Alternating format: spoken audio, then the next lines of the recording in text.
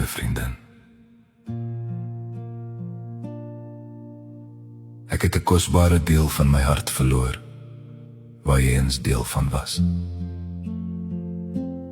Amper om te sê, hierdie jaar gaan ons in Namakwaland se blomme net halfmas staan.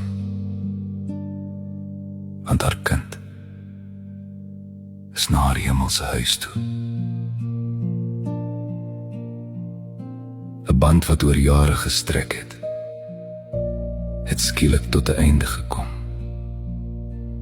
En ek voel in my gees hoe huil ons se kokerbome in Namakwaland oor haar kind.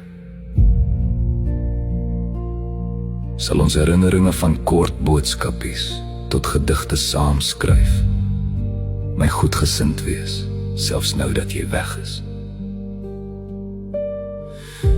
Of sal jou beeld stadig verdwyn sonder jou gesig, soos vroegoggend wintermis oor die volle eiland by McDougalsbaai om na te kyk?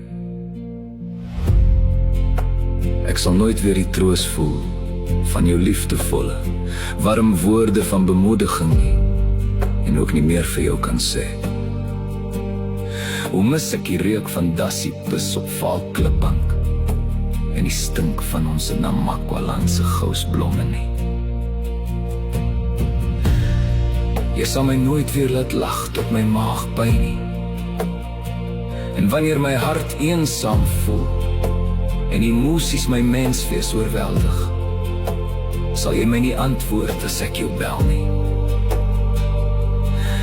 Ek sal nie meer jou stem hoor wanneer ek die pad buister raak nie, of jou geruststellende woorde van krag wanneer ek sommer net hartseer voel nie.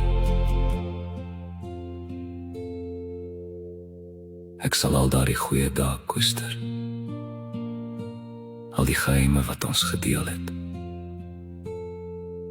Ek sal ons memories styf vashou en jou vir altyd mis. Maar ek vertrou dat God jou meer nodig het.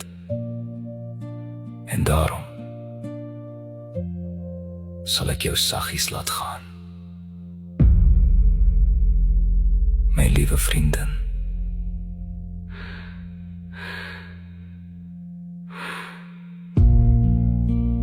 My liewe vriendin.